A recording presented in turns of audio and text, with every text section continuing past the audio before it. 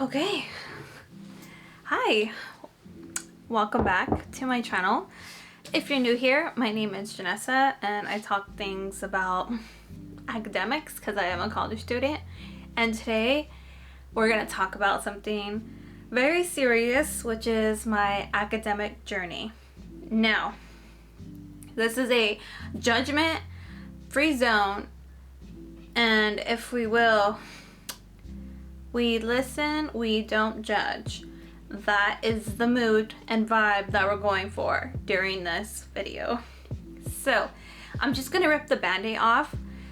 My academic journey wasn't all rainbows and sunshine. I have dropped out of college multiple times, and I have been on academic probation. And I know that's kind of like a shocker, but let me just kind of give you guys context and a little bit of what happened, because life does happen to some of us, and that's what I feel like happened to me. So I graduated in May of 2014 and I entered my community college. Now, as I graduated my senior year, getting prepped to go to college was a big thing, and I actually was an AVID student. So if you know what AVID is, which is basically a support mentorship elective where they prepare you for college and they also help you apply and all that fun stuff. So I was really into AVID. I 100% knew I was gonna go to a university. I had that in my heart. Like, that was my golden ticket in life at that point, was to go to university. So fall of 2013, I applied to a total of 6 schools and I got accepted to 4 universities, and one of them was my dream of San Francisco. Was one of the schools out there. Yes, during the time of California, like I said in my introduction video, I moved here in Texas in 2020, but we're talking about 2014. Now, during this time, I did have, some family stuff going on that led me to decline all my offers, and that just kind of set a weird spiral of how I felt about myself, my self-esteem, and again, that sacrifice. So I felt like I was settling for a community college, and at the time I had a lot of people talking about college is really expensive, how you're gonna do it, you never been by yourself. Like, I just had a lot of that energy around my academics versus encouragement. It felt like a lot of fears, and even I was fearful because I never left home for that time ever for a long time. But anyway, it's time for me to go to my local community college at the time, and I just didn't thrive. And my mindset, I would say, is the biggest thing that affected me the most in terms of that. At the time, I also started dating, and I would say that was a really big distraction, and I didn't know how to date or put myself first. It seems like I was putting the relationship first. Mind you, it was my first, real boyfriend, and I just didn't know how to navigate that, and I didn't have that support system either to kind of talk about those issues. So I would skip class to go hang out with my boyfriend. Now, if I can go back in time and shake me and slap myself, of course I would do it. But it is what it is. I can't go back. I can't change the past. But that's kind of what happened. So of course, if you miss class for multiple times, I just assumed the professors were gonna drop me. They didn't. So I ended up taking, I know like one semester I had a total of like all F's that I did. I lost my financial aid. It got to the point where I got an academic probation. And at that time, if you're on academic probation, you had to sit out a semester.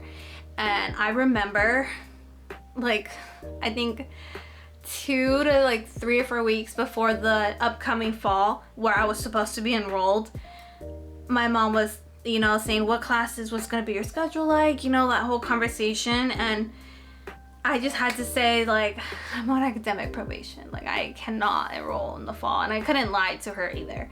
And it was like one of the hardest realizations, because you know you don't want to let people down, and I felt like I let everyone down and I let myself down, and I felt stupid, I felt dumb. Like, it is what it is.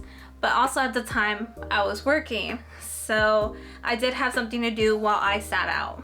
Now, if anyone knows this feeling, is that when you start working, it's really hard for you to stop, because you start accumulating bills and you need to start paying rent, etc., etc. Like, that's when life kind of happens, right? Like, adulting one-on-one starts to hit, and it's like, okay, now I have a car payment, and now I have insurance, and now I have to pay rent and a phone bill, and I have to do this and put in gas. So my goal in mind was no longer about school. It was mainly like eye on the money, and I was working at a Chinese food establishment restaurant. Some of you guys may know this place, but I don't know if I can say it here or not. But I was with that company for a very, very long time, and I don't regret it. It's just we had a fallout towards the end of it as I moved here to San Antonio. So that basically covers like the first half of, I guess, my 20s, was dropping in and out, failing. I did go back to school during pandemic. I changed my major so many times. Like, can we talk about that? It's just I went for a I wanted to be a child therapist, and then I switched it to architect. And then when I came here in San Antonio, went back to school, I wanted to be a social worker and study sociology, which I don't even think is correct. And then I changed it to plant and soil science, so that's already 4. And now, then the reason why I'm talking about this is because I just applied to Texas A&M for their business administration program with emphasis on marketing. Originally the plant and soil science major, I'm going to talk about that, but I wanted to study viticulture and enology, which is basically winemaking. I wanted to learn how to make strawberry wine and kind of learn about that, and that's what I actually got my associates attended for, that science and technology, to be able to transfer out. But I'm jumping ahead. Let me roll you back. So now I'm here in San Antonio. I'm still working at this establishment that I was able to, you know, transfer over. Everything was fine. And then I got into a car accident, and the dealership after that, like talking, negotiating, mind you, I have worked my way from a front of the house counter to assistant manager, so I was making, you know, steady income, and I was living comfortably. And it was to the point of just not seeing eye to eye in that respect. Like, level was like down, and it was just different set of mind shifts here in my local area, so it just wasn't a good mix. And I actually got into a car accident while on the job, and they did not accommodate me. I can say that with my full chest, because I was supposed to be on and off, you know, with my back injury, because, you know, I did get into an accident. And leaving that dealership, because I needed a new car, they actually wanted to hire me because I knew how to negotiate, which is basically saying how much you're gonna pay, right? All of that fun stuff. So I was like, you know what? I am looking for a new opportunity. So I said yes, and literally, I think 2 weeks I had off to vacation before I started a new job. So that was a really cool lineup that I did. However, life always kind of takes a turn. I did have a death in the family that kind of made me question, is this what I really wanted to do? Was I really, you know, happy of where I was at in life? And can I go and say, you know, I lived my life without regrets? And the biggest thing that was always in the back of my mind was my academics. It was killing me that I never finished. I knew I could finish. I knew I had it in me, but it was like, it's not time. But another event, and I don't know if I can share this with you because it is personal. So something else happened to someone very close to me, and it finally made me pull the trigger in terms of like, I'm gonna go back to school. I was not happy putting people into debt, and I was like, I don't want to do this for the rest of my life. Like, this is not it. I'm not happy. I'm not satisfied. Like, yeah, the money was great. It was okay. It was steady, but it was long hours, and I was missing home and my family. So I figured it's time for me to go back, and that led me to going back into school. Now, that was a whole another ordeal because I had to start all over. You know, sometimes when you ask for a fresh start, well, this literally was a fresh start. All of the previous credits that I've taken from California, they did not transfer over. I had to take those entry-level tests again, those placement tests, the whole 9 yards. I had to do it, and a part of me didn't want to. I had the mentality of like, I'm not gonna do it. Like, I did it. I don't want to do it again. Like, I was fighting myself, and honestly, I think it was my pride and ego because I just wanted to fix, you know, it. But at the end, it was my biggest blessing because I ended up cleaning up my GPA, and I can proudly state that I graduated with a 3.9 with honors. I finished in 2 years. My mother saw me graduate along with my siblings, and for me, that's like the biggest thing. I was able to really participate in the community. I think that's a big thing when you're starting your academia. You really need to get involved within the community. I feel like that's what made the biggest difference. My mindset was different. Like, I'm not gonna mess up this time. Like, I was given a fresh start, and now I'm gonna really show you what I'm made of. Like, this is it. There was no like 1 foot in, 1 foot out. It was that type of scenario, and I was also blessed enough to be able to find a job, you know, since I left the car world, and I did have some savings left over, but it was just a matter of, okay, now you really need a job. And so I was able to get hired at one of the departments on school, so it was really like easy for me to go to class and then go to work, or like vice versa. Like, I just was in one place all day, and it was also part-time while I was going to school full-time, and you know, that sacrifice. And I was fortunate for my mom to let me, you know, come back home and, you know, finish my education, and I'm still going. I'm not done yet. Weirdly enough, I did get accepted to Texas Tech. Not weirdly enough, but I know it's kind of weird of like, wait, you got accepted to Tech, but you're going to community college. I was waiting for this free tuition. There was a miscommunication. I didn't apply for the deadline. I missed it, and they wanted me to pay, you know, about $6,000 to $8,000. And I was like, I was not prepared. I was under the assumption that it was going to be covered, and it wasn't. So it was like, oh my God, I have to drop all my Texas classes. I did a defer, but I think it honestly was a blessing in disguise because yes, I did want to learn about winemaking and all of that, but I love the idea behind running the business.